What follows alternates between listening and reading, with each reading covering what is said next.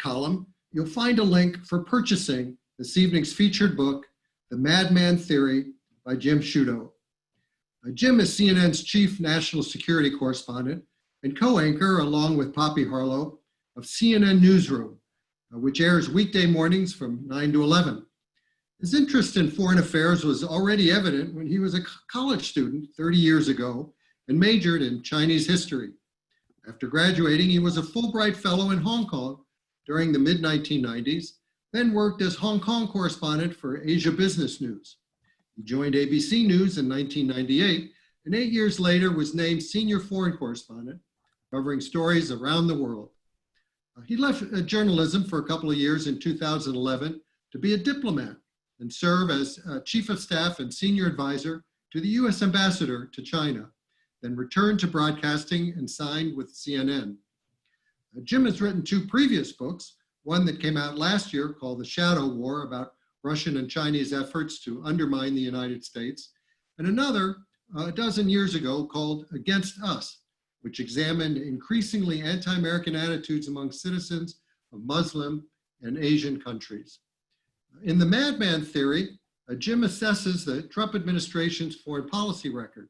The book's title is meant to recall Richard Nixon and his effort during negotiations with the North Vietnamese to keep them off guard, scare them, have them believe he would stop at nothing, even the use of nuclear weapons, to win. The gambit didn't succeed in getting Hanoi to back down, but Nixon still believed in what he called the madman theory. Of course, Donald Trump has his own proclivity for keeping everyone guessing and has taken this approach more often than Nixon ever did, warning on a number of occasions that he might be crazy enough to do something drastic. This has unnerved not only adversaries, but allies and even some of Trump-owned staff. At the same time, Trump and his most ardent supporters see this unpredictability as a major strength. Regardless, as Jim argues, Trump's version of the madman has upended how US foreign policy is made. Trump has hyper-personalized this process. And Jim's book methodically, insightfully, and engagingly explores the profound consequences this has had for American national security interests and ultimately for American safety. Now, we're hoping still to be joined here any moment by a prominent CNN colleague of Jim's, Don Lemon, who anchors CNN Tonight weeknights starting at 10 p.m. Don is having a few technical problems, so we're not sure when he's going to show up, but Jim has a lot of experience in this sort of thing, so we're going to just let him go solo for now. So Jim, take it away. Bradley, thanks so much. Yeah, I feel like 2020 is one endless Zoom call for all of us. And I know all of us have run into a technical brick wall at times. So I've been in touch with Don. I'm sure we'll sort it out. But in the meantime, I'll begin on my own. Thank you, Bradley, for the introduction. And thanks to all of you for coming and joining. Politics and Prose to me is the gold standard of book speaking events. I wish I could be there in person and see many of you in person. In fact, it's not far from me where I live in Washington, D.C., and I hope to get that opportunity. But I am so grateful that you have interest in the book and that you're taking time out of your busy weeks and lives to join. And let me talk a little bit about this book and how I came to write it and what I learned in writing it. I'll begin with the title, which Bradley referenced there. Why the madman theory? What struck me about Donald Trump in covering him for nearly 4 years now, really longer going back to the campaign, is that he himself, but the folks who work for him, have described his unpredictability, his sort of seat of the pants decision-making, his go-it-alone, gut feeling driven policy making as being a wise plan and part of a bigger strategy, that this is his way of doing business. It's a little bit of art of the deal, and he was going to apply this to the world, in effect, and succeed. And what struck me in hearing that is that it seemed familiar to me a little bit. I said, wait a second, this, Trump's madman, if you want to call it that, is evocative of Richard Nixon's, because Richard Nixon famously in the early 70s pursued his own madman theory. And this began during the Vietnam War in the tense part of negotiations with North Vietnam, as actually Nixon was trying to end the war. He directed Henry Kissinger, his national security advisor, to communicate in no uncertain terms to the North Vietnamese that he was just mad enough to launch a nuclear attack on the North, to gain leverage in those negotiations and hopefully end the war on better terms for the US. There are White House tapes of these conversations between Nixon and Kissinger, where he even dictates to Kissinger the phrasing he should use to communicate that to the North Vietnamese. And Kissinger listened, and he did that. He communicated that message to North Vietnam, 71, 72. The thing is, it didn't work. North Vietnam did not back down. They did not soften in their positions, and we all know how that war ended, not on favorable terms, certainly for the US or for South Vietnam.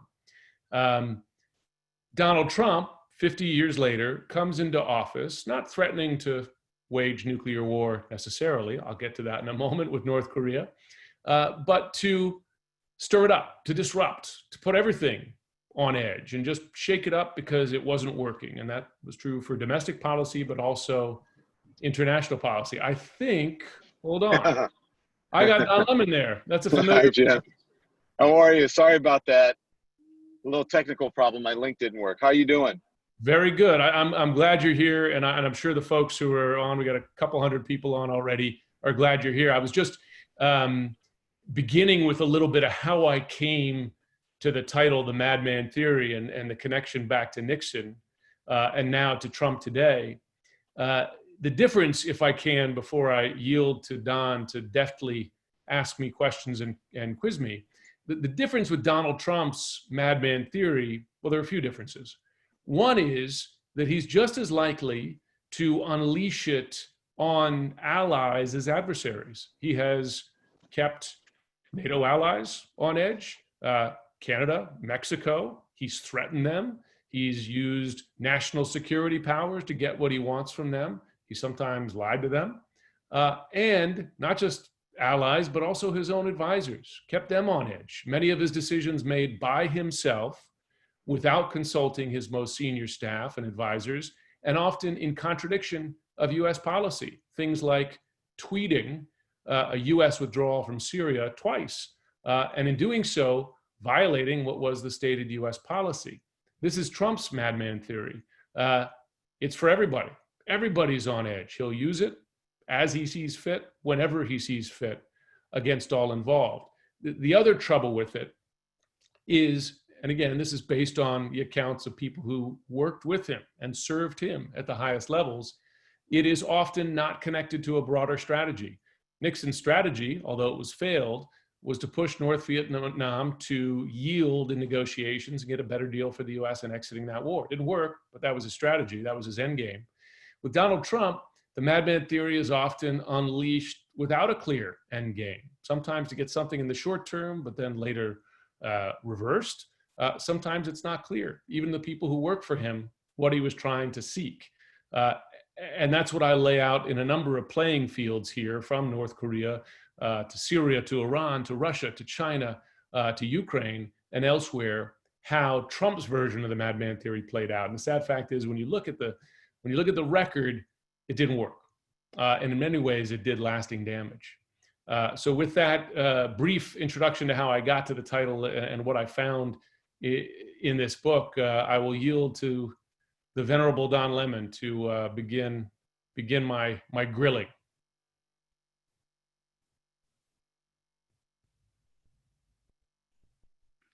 I think, Jim, we lost Don again. Oh, we lost him again.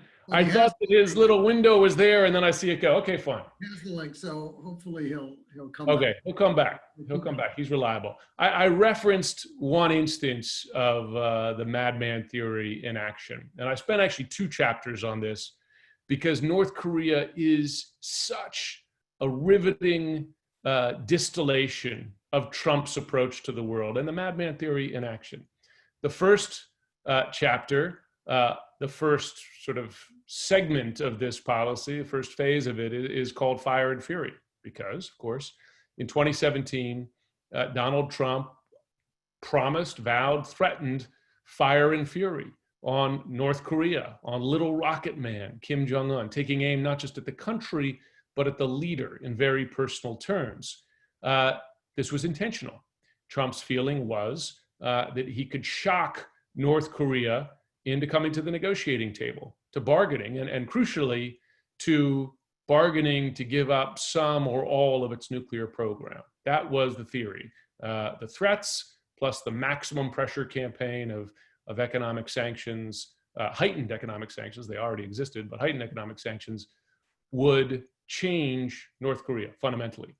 At the height of this, in late 2017, you may remember this, but things were hairy. There was genuine concern about approaching war on the Korean Peninsula. So much so that President Trump's own advisors were reluctant to give him military options because they feared the president would take the country to war. This is told to me on the record, by name, officials involved in this book.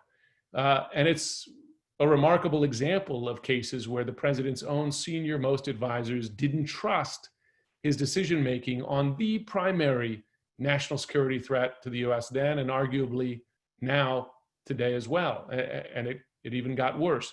They were so concerned, I think I see Don coming back on here, they were so concerned that in addition to hesitating to give the president military options, they actually communicated to their North Korean counterparts. These are American diplomats communicating to North Koreans, we don't know what the president's gonna do. We don't know what the madman is gonna do next. They didn't call him the madman, but they did call him unpredictable. And they felt the need to communicate that to the North Korean side to help avoid a war on the Korean Peninsula. And you may remember at the time, and I think Don's back on, there was this discussion of a bloody nose strike on North Korea, some sort of limited military action that would scare North Korea into concessions, coming to the negotiating table, but not start a bigger war. Fact is, no one in the Pentagon I spoke with believed that existed, because from North Korea's perspective, even a limited military action would be perceived as the beginning of a decapitation strike. And when they briefed the president on what the potential casualties of even a quote unquote limited conflict would be, it was in the tens of thousands dead in Seoul. And in the midst of that, they didn't trust their president to make the right decision. It's a remarkable example of how the madman theory, at the time at least, genuine concern, it could have gotten us into a war, and a really bloody one. Don, I think you're back. I was telling the North Korea story.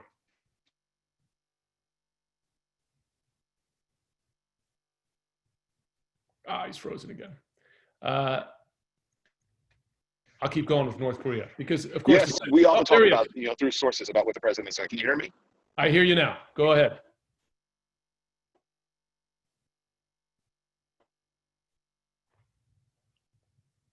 A little choppy. We've all been there, right? I'll keep going on North Korea because, as you know, the president changed in early 2018, going from fire and fury to the famous love affair. Hear me, Jim? Oh, you're there. So, Jim, we often talk through the people around him and whether they trust him or not, or what they're. What I like about your book is you can't hear. Huh? Just maybe the third time is a charm, Jim. Yeah, I hear you. Are you there? Yep. Okay, good. So, Jim, what I want to say to you is that what I like about your book is that you talk about sources, people who work with the president or have worked with the president, and they go on record. We often talk in news stories about sources behind the scenes who don't trust him and who are concerned about the way this country is being run, not only in America, but around the world. How did you get people to go on the record? Was it difficult? And what are they saying? It's a good question. So one of the reasons, and Bradley asked me this question early on, he said, how did you manage to write this book so quickly? Because I had a book out last May. And one of the reasons I was able to get it together quickly was because when I started to reach out to people in the administration, and to reiterate, for this book, I only spoke to people who served Trump, either current, still serving him, working for him, or did for a period of time during his administration, appointed by Trump at senior levels, is when I started reaching out to them, they wanted to talk. They wanted to tell the story. And this extends both from critics, folks who've left the administration criticized many of his decisions, someone like an H.R. McMaster or Joseph Yun, who was a chief North Korean negotiator, Brett McGurk, who was head of the anti-ISIS coalition, but also folks who are still loyalists, like a Peter Navarro. They wanted to tell the story of this. Now, on the critics' side, the reason they wanted to speak, and you see this in their on-the-record comments in the book, is that they are genuinely alarmed about not only the way the president made these decisions, seat of the pants, often against the intelligence or the best advice, but also what those decisions meant for this country. What, for instance, pulling US troops out of Syria summarily meant for America's ally on the ground there, the Kurds, and what it unleashed for them. What the president's refusal to stand up to Vladimir Putin on a whole host of things meant for US national security. What pulling out of the Iran nuclear deal meant for the threat from Iran's nuclear program. They wanted to talk. Now, I should note, I spoke to people who are still true believers in Donald Trump, like a Peter Navarro or a Steve Bannon. They want to make the case that America's better off because of America First. And I give them the chance to do that in this book. You can read it, see if you buy it. But that was the thing. Folks wanted to tell the story on the record of their view of this administration. Now, on balance, people who speak with him, the people I spoke with, believe he's done real damage. But to be fair, there are some who still believe it's all worked. So he says that, he's strong, standing up to the world, right? Is he in strong standing around the world? How do others view him? How do other leaders? Weak, right? And you could see that in the way they, in effect, take advantage of him. Talk about Erdogan, the leader of Turkey. Both US withdrawal orders, both Trump orders to withdraw from Syria by tweet without consultation with his advisors and overruling US policy and national security priorities in that country, happened after phone calls with Erdogan. Gets on the phone, no discussion even from Trump as he got on the phone about leaving. Erdogan makes the case, I got this taken care of. Trump gets off the phone saying, fine, it's yours. Erdogan's perspective is he got what he wanted. He didn't even have to give anything up, right? He just talked to him, kind of sold a bill of goods, and it's done. That is not someone who, by his actions and even his statements about the president, is intimidated by how this president operates. If you look at Vladimir Putin, the view of US intelligence is that the president admires Vladimir Putin and that Putin is aware of that and seeks to take advantage of it. That Russia knows that this president has kind of a strange, inexplicable affinity for Putin. Those are the words of someone who served this president, inexplicable, because it contradicts American national security priorities. So we know that because you and I have seen that repeatedly. The folks sitting on this line have seen the president's comments in Helsinki, saw him after the Russian bounties intelligence saying, oh, it's just another hoax. We know that. We've seen that from this president. It's familiar now. But what you may not know is that, although you might find this expected, is that Putin knows it and seeks to take advantage of it. This is one thing that really struck me, is that the view of US intelligence is that the president is the target of one big Russian influence operation. An influence op, and you and I, Don, have talked about this on the air, is when an intelligence service tries to compromise you, not by, I don't know, a P-tape, forget about that stuff, but by changing your view of things to their advantage. And US intelligence's view of Putin and Trump is that Putin, in all these conversations that they have privately, is molding Trump's view of the world.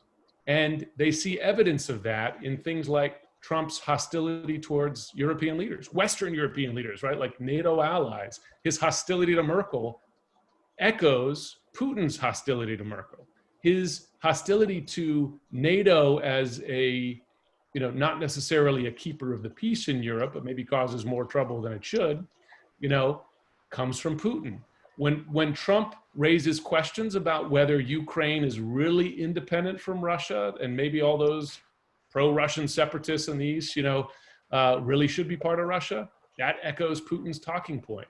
That's the US intelligence view of this president, that he's being influenced by Putin and that Putin knows it and that, frankly, it's working in some instances. It's a disturbing thing to hear. Did they tell you why he is so deferential? I mean, we also that moment in Helsinki and our jaws just dropped. I don't see why it would be. And then he tried to, make an excuse for it and said he missed a word. He wouldn't see why it wouldn't be. But did his advisors have any explanation as to why he's so deferential? So I asked everyone I interviewed for this book to explain it. So explain to me the deference. And I said, don't give me this no one's been tougher on Russia than Trump line, because it's just not true. The record, I lay it out in the book. It's CNN keeps a running tally of the dozens of times the president has deferred, delayed sanctions, not called out Russia for election interference, you name it, withdrawn troops from Syria, helps Russia, that kind of thing. So I said, don't give me that. Explain to me why the president thinks he's got something special with Putin. And the best explanation, and this is fairly consistent that I got, is that Trump has an affinity for him. He admires him. And he admires his power, Putin's power, his decision-making. You've heard that in some of the president's public comments. He said he's a strong leader. He admires the power that the system in Russia gives him, that there's a little bit of envy there of the power that Putin has. But also this, and this one struck me, that he shares Putin's kind of nihilistic view of the world, that no one's better than anyone, that it's all a zero-sum game. And again, it's not secret, right? It's in the president's public comments too. Bill O'Reilly's interview right at the beginning of the president's administration when Bill O'Reilly said to him on Fox News, Putin's a killer. And Trump said, well, are we that much better? That's a remarkable thing for the leader of the free world to say. But even more recently, when the president was challenged on Russia arming the Taliban in 2018 to kill US soldiers, I should note, like the Russian bounties, the president said, well, we armed the Taliban in the 80s. This equivalency, the end of American exceptionalism, but that commonality is another reason that Trump just says, I kind of see the world the way Putin does. And like I said, Russia knows that, Putin knows that, and seeks to take advantage of it. I wonder if there's any insight his advisors gave you as to why he is handling the situation with COVID the way he is. I mean, listen, people are probably wondering why I'm doing this interview in a car. It's because we can only have so many people in the building at a certain time, right? And this is my commute time, and I wanted to do this, but I have a certain time that I can be in the building. If we had had more public buy-in earlier on, we may not still be in this position. Did you get any insight on that? I did. Well, it's interesting. So, I started writing this book last fall, sort of end of the summer, September time, and I got it mostly done and dusted by January. Lo and behold, here comes a pandemic. So I start reaching out to the same folks I spoke to for the book, and I said, so tell me about his handling of this. And I kept updating it as we sort of got deeper into the crisis. And what struck all of them, and this is in the book, is how his response to COVID is exactly in line with his response to all these other crises, whether it be North Korea or Ukraine or Russia. And it's a few things that I kind of boil it down to the sort of rules of Trump, but laid out this way. One, minimize. It's not that big a deal. I got it handled. Think of this with COVID. It's not, I can take care of this. It's fine. Russian election interference, not a big deal. COVID, not a big deal. Minimize. Second of all, politicize.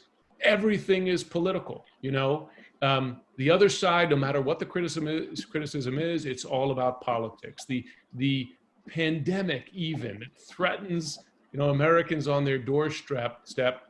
that's a Democratic, they're playing this up just to hurt me, you know?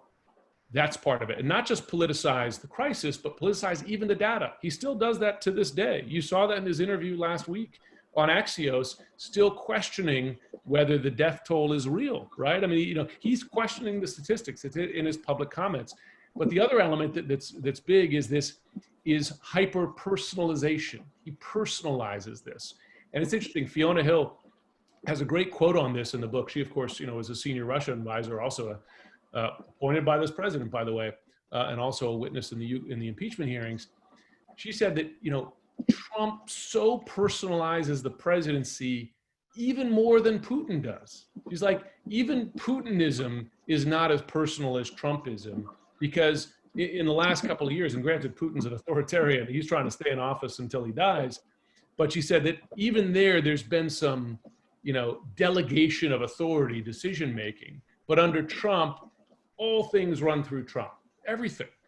And it's remarkable to hear a Russia advisor say your own president is more hyper-personalized than the authoritarian leader of Russia. So COVID became, you know, just a crystallization of all of America First. The difference is, for you and me and the folks on this call right now, you know, people can hold Ukraine at an arm's length or Syria at an arm's length. I mean, somewhat falsely, right? Because these are things that have consequences for us. But the pandemic came right to our doorstep, and the president applied all this stuff to it, all these kind of rules of Trump, and look where it got us. Yeah. I'm still, you know, listening to his press briefing today. He's still calling it the China virus, right? And you mentioned, I'm glad you mentioned America First. Did his loyalists explain to you what he means by America First? Did you come to some understanding about that? Yes, the most common description of what America First is, first of all, it's often Trump first. I mean, they say it outright, you know, that you know, consistent with what you heard in Bolton's book, that the president's decision-making is often, if not always, what's best for him, equated to what's best for the country, right? You know, Ukraine, I can hold back crucial military aid from an ally at war with Russia, by the way, to gain some dirt on my political opponent. Right now, frankly, as Russia's interfering again in 2020, the president's still not calling out Russia for election interference and supporting Republicans, Ron Johnson among them, as they reach out to pro-Russian politicians in Ukraine for dirt on Joe Biden, right? It's remarkable, and it's consistent. But the other piece that you hear from people, you know, Trump first versus America first, is transactional, ultimately transactional with everyone involved, ally or adversary, right? What can you do for me, you know?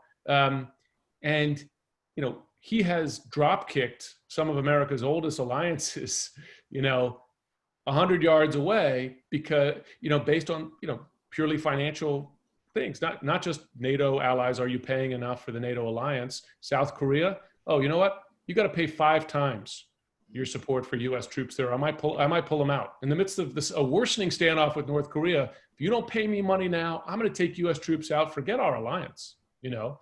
And then even look at like a Canada, longest undefended border in the world. You fought and died for Americans in Afghanistan, World War II, beaches of Normandy, etc. You know what? I'm going to use national security. I'm going to call you a national security threat, which is what the president did with U.S. law, to impose tariffs on you. There's an incredible exchange with Peter Navarro in this book where he questions whether Canada's really an ally. He's like, well, what have they really done for us? Aren't they just out for themselves? And I was pressing him. I'm saying, Canada, really? You know, Canada, who, you know, took the brunt among our allies for the fighting in Afghanistan, lost dozens of soldiers. Canada, but that's the thinking. That's the thinking inside the Trump bubble. And it's, you know, I tell my Canadian friends, they're alarmed to hear it, but it's in the book and it's on the record.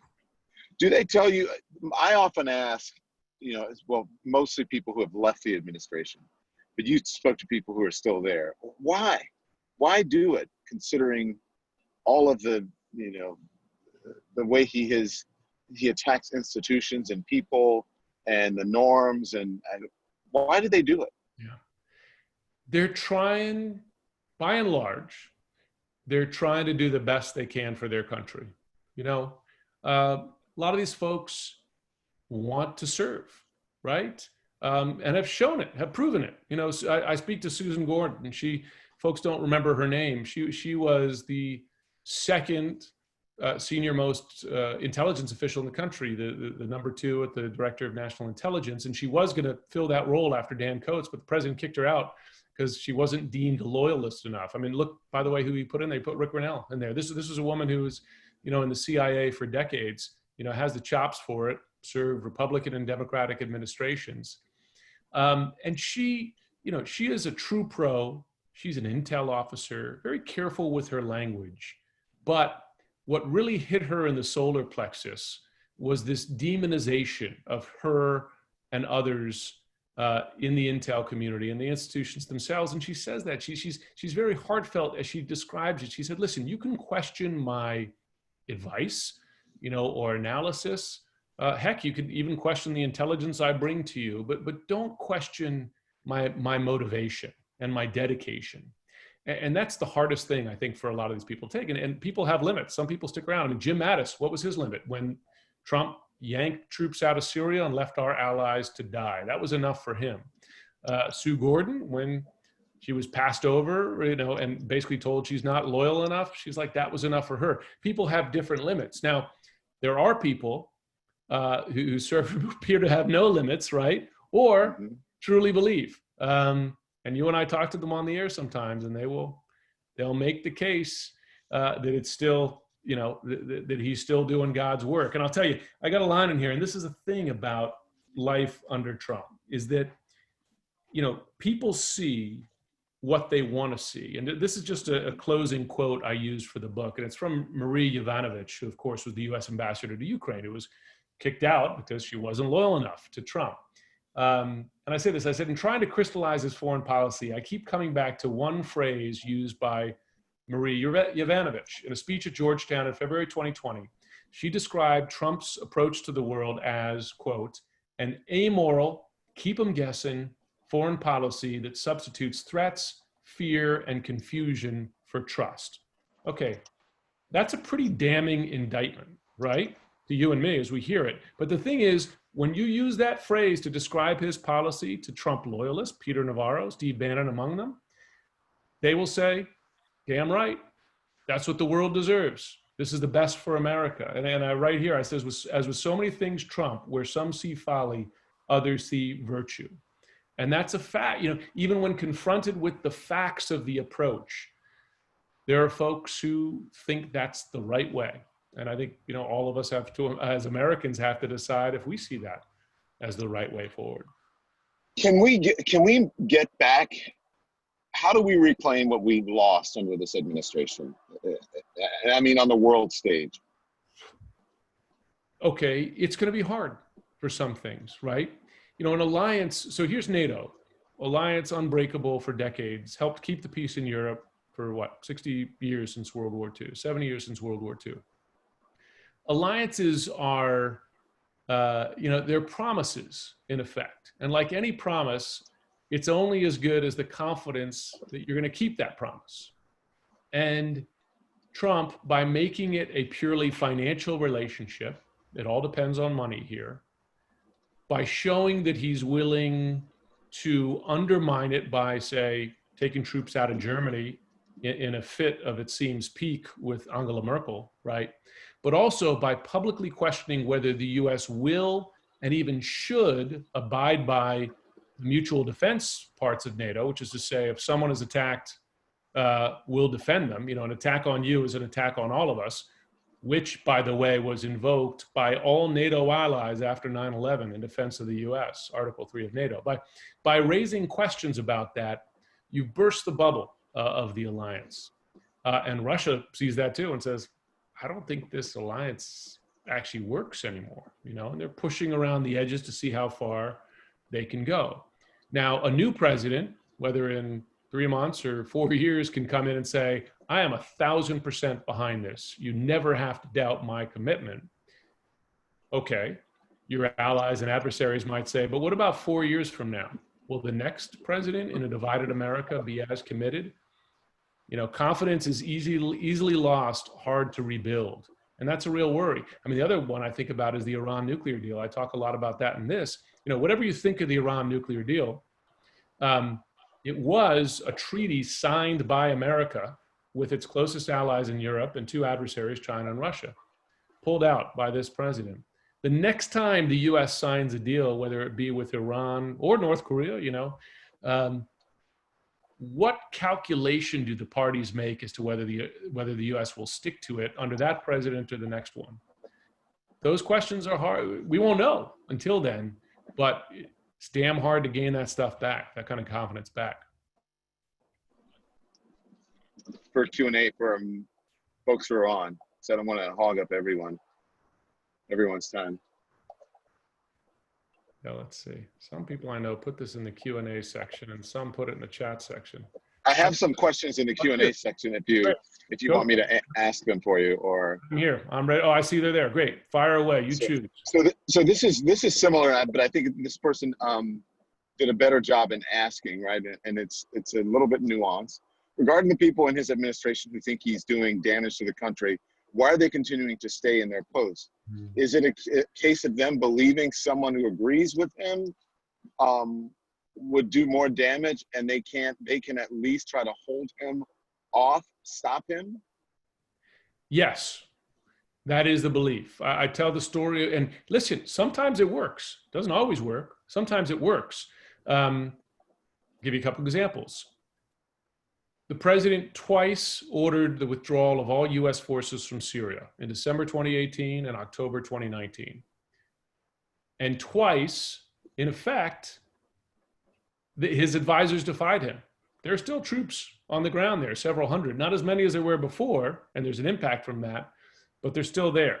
In the first instance, his advisors said, and I tell the story, it's on the record in the book. They said, okay, he said withdraw. Did he say by when?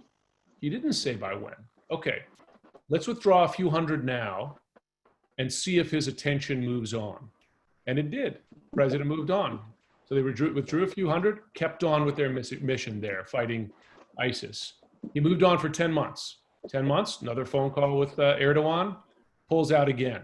This time in the Pentagon, again, I tell the story from inside the Pentagon. Folks say, okay, the gig is up. He's got to be serious this time. Well, wait a second. Maybe we could come up with another way to make him think it's good to have troops there. I know. Let's tell them they're there to protect the oil fields, right? It's financial. President's all about the bottom line. Let's say this is the new mission. There's some truth to it. We did reposition the forces, came back from the border. That allowed Turkey to invade along the border there.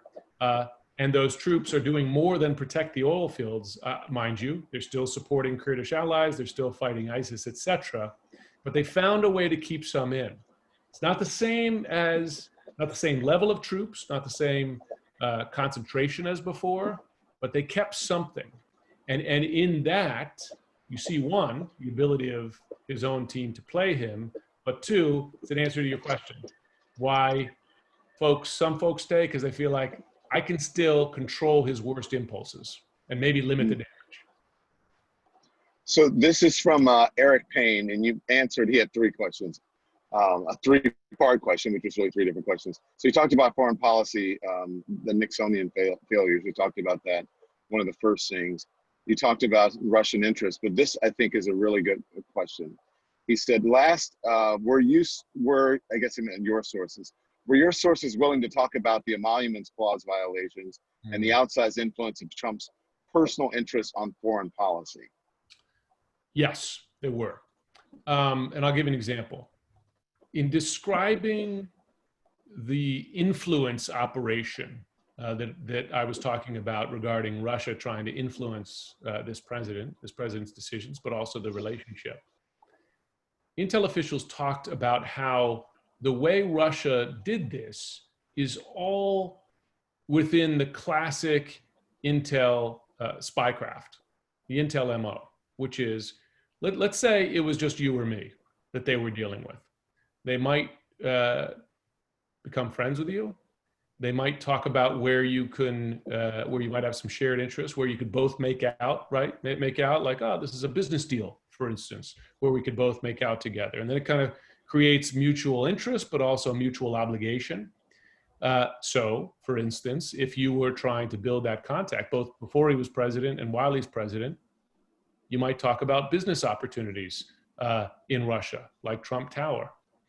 You might bring that up in private conversations. This is one reason why it's crucial that we don't know what's happening in these private conversations between Trump and Putin. One of many reasons, but does personal stuff come up? Another country where the president has potential business interests is Turkey, right?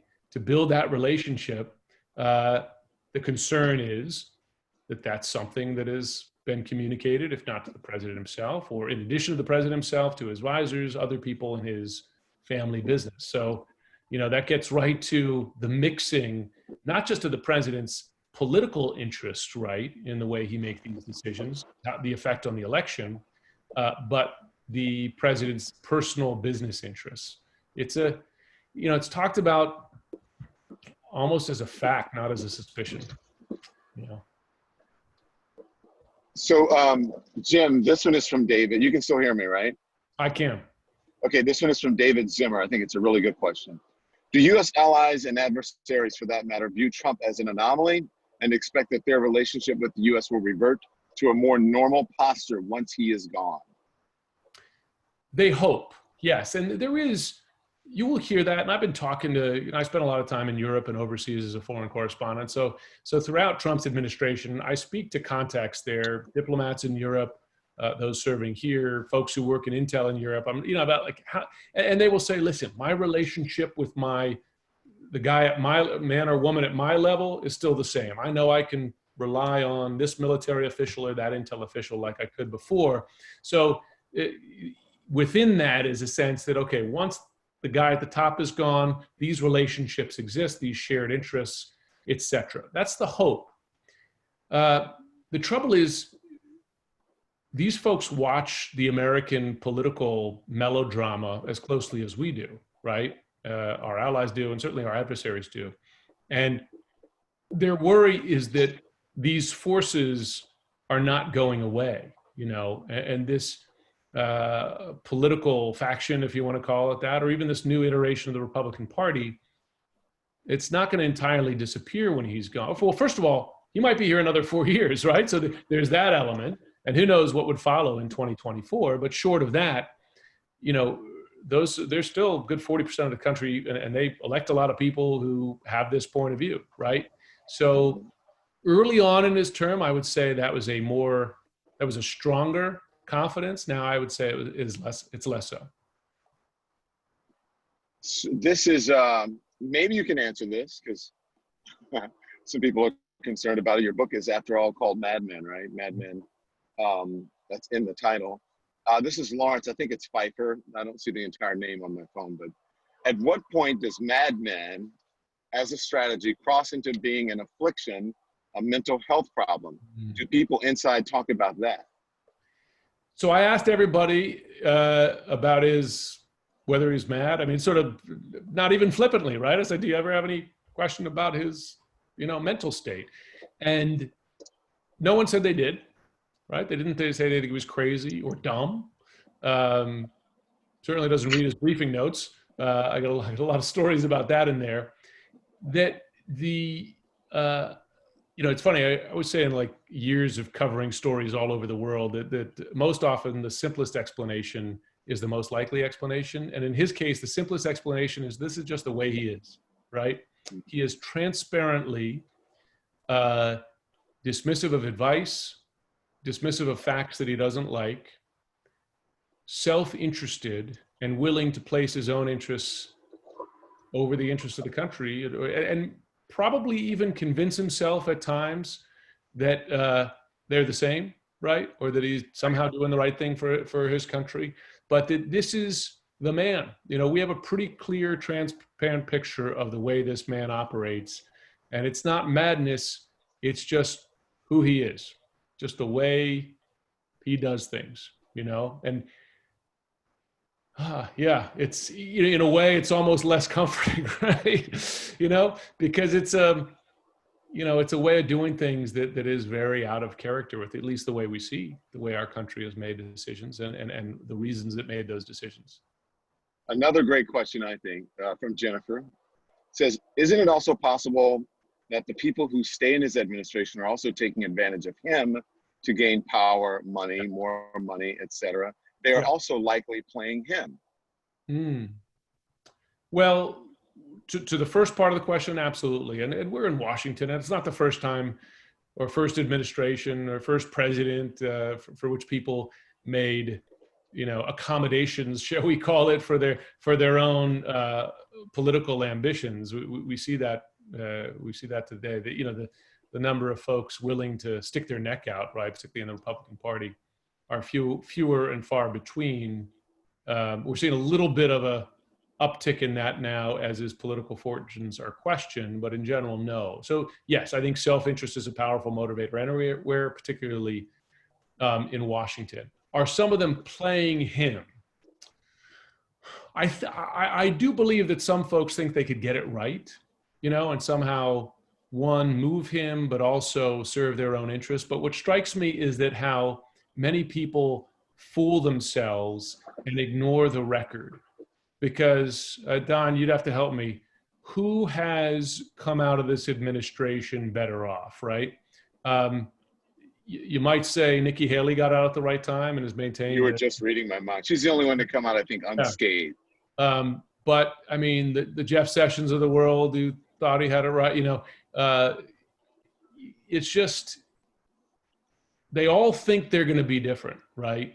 And the thing, another transparent thing about Trump is loyalty goes one way. Loyalty goes in one direction. And it's amazing how, and this goes back to his sort of behavior in the business world too.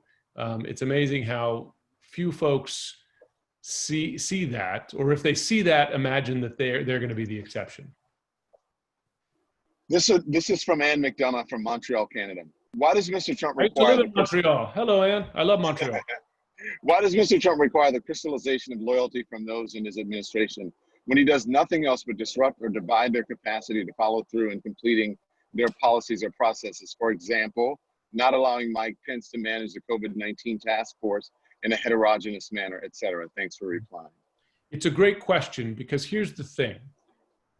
The false wisdom of the madman theory, of the Trump approach to things. Because in so many cases, his decision-making, his statements have undermined his own interests, right? Undermined his own interests. On COVID, right? Let's set aside the real suffering and loss in this country, right? The many dead and dying, and the loss of, just the enormous economic damage as a result of that. But for himself, he's greatly damaged his own political interests by being so dismissive of this. That if he had taken a South Korean-like approach early on, got on it quickly, not only would you have saved lives, you would have limited the economic damage and helped himself politically. So this idea, one thing I try to pierce in this book is this idea that there's some brilliant wisdom in all this and that he's got it right. Oftentimes his decision-making has undermined his own interests. I mean, Iran too. The last chapter of this book is before and after. Where were we when we started and where are we today? Pulling out of the nuclear deal may have fulfilled a campaign promise, right? But in a hard analysis, Iran's closer to a nuclear weapon today than they were when we were under the deal. It damaged his own interests if he wants to claim victory there. North Korea, by the way, after all this, has more, not fewer nuclear weapons. So, he damages himself with this approach. Whether voters see that as another story. I try to be very, in that final chapter, I try to be very straight down the line with each country. Here's where we were when you started, here we are now. And folks have to make their own judgment. Here's a question from Ann Hughes. And remember that the question is at the top, but I want to read Ann's entire question and statement. Is there a protocol for the White House press corps when asking questions of the president? And then she goes on to say, he rudely interrupts people asking questions when he doesn't like the topic or person, yet he is allowed to talk unchallenged. kudos to Paula Reed the other day for pushing back on his continued lie. Wish others would call him out, or better yet, all should start laughing or get up and leave the room. You want to talk about that? But the initial question is there a protocol for the White House press corps when asking questions of the president? So there's no protocol, right? And the thing is, I might expand this beyond the president to all White House advisors or administration officials. Because Don, you and I have had these interactions many times, with White House people, others in the administration. What do you do? It has been a challenge for all of us to respond to a president, but also an administration who just lies more. I mean, politicians have lied for years, but this one takes it to a new level. It's just keep tab of the Washington Post, lie-o-meter, right, and the number of falsehoods told. So it's an order of magnitude bigger. How do you respond to that in real time? We've all adjusted, we've all learned as we go. I mean, one thing is fact check in real time, right? You can't fact check afterwards because there's so many falsehoods or misleading statements that come over the transom. You have to hit some of them as you go. Now, it's almost impossible to hit all of them, right? Because, you just would never stop talking. So you hit as many as you can. I try not to get into fights with people because I think that people kind of sick of that. I mean, there are times when you just have to throw your hands up in the air because it's, egregious. Sometimes I try to laugh off the worst falsehoods a little bit, like, come on, there's a little bit of that. I think we've all been trying to adjust to it and get it right as we go. It's not easy. It's not easy, particularly when the lies are told without shame. It's a deliberate strategy. And the sad fact is it works for a big portion of the country. I will say, in our defense, the press corps in general, and, I think we've done a pretty decent job. You could always do better in terms of adjusting and fact checking as you go. We could do better. But it's unprecedented. It is. I hope it makes a difference. Yeah, I wanted to ask Barbara Green's question, but I think Barbara Green's question went away. Oh, here it is. Barbara says, and I'm not sure how many people you spoke to in the book about this, but maybe you did, and you probably have some insight. Why are Republicans so quiet about Trump? What are they afraid of? He's pretty clear. I think she says it's pretty clear that he wants to be liked. So What are they afraid of? They're afraid of losing, Yes. They're afraid of losing. It's as being simple voted out of office. It's as simple as that. They're afraid of, Republican voters. And it's interesting. There's almost a direct correlation. You could see it with the amount of space a Republican lawmaker is willing to give between him or herself and the president, and the amount of and the sort of margin of Republican support, right? I mean, Susan Collins, the tighter her race gets, the more, uncomfortable she gets with some of the president's decisions, right? Ben Sasse had been quiet for a while. Ben Sasse was a critic, outspoken. After he won his primary, he had a challenge there, he won it by a lot. Just this week, he challenged the president on his executive actions. Mitt Romney's got a pretty safe seat for 6 years, and I respect him for his backbone, but he's obviously in a different position than someone who would be running for the Senate in a tight race, in a heavily red state. There are some exceptions to that, and I respect them when you see them, but in general, it's good old political fear. What do people, this is from Sarah Katz, what do people in the administration think about, I lost the question, hang on. What do people in this administration think about the prominence of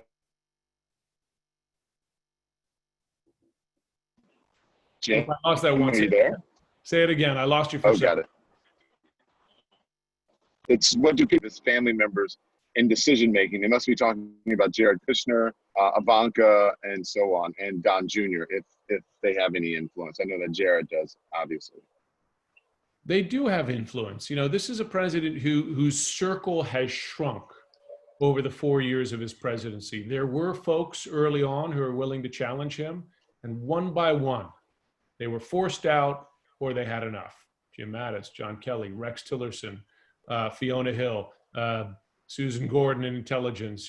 They disappeared to the point where now you have a very tight circle. This great phrase now, I think it was the Post first to identify, but this Potemkin village that's being built around the president, where you have more sycophantic advisors willing to show him only the friendliest data on COVID to reinforce his positions. And in that circle, the tiny circle of advisors are his family members, right? Jared, Ivanka, these are people he goes. Now it's interesting, even when we talked about loyalties in a one-way street, it's been interesting to see this reporting lately of the president losing confidence in Jared Kushner. There's not even necessarily guaranteed loyalty to family members. So there's even a sort of, shelf life for them as well. But they're definitely still in that shrinking circle of advisors that are still around, that survived, If I have, do we have time for one more? How much time do we have? We have to be done at the top of the hour, right? Yeah, we got one more, sure. Okay, one more. I just want to ask you, and I don't know if it's a hard one or an easy one. So we see the Trump books come. They sell very well. They're usually good. People love the information. What do we learn from your book that we don't learn in the other books about the administration or President Trump? A couple things. One, people willing to put their name on it, right? A lot of these books are blind quotes. These are people who feel so strongly they're willing to stick their neck out. And they're people, by the way, who want to have a career afterwards. I mean, this is a thing here. They're aware that if you criticize this president, in some quarters, you'll be punished. You won't get a job. But they are so concerned that they're willing to speak about it. Susan Gordon was the most powerful, intelligence official in the country. H.R. McMaster, these are people who care about this country, and they're not, far left by any means. These are very much from the Republican center of this country. So that's one thing.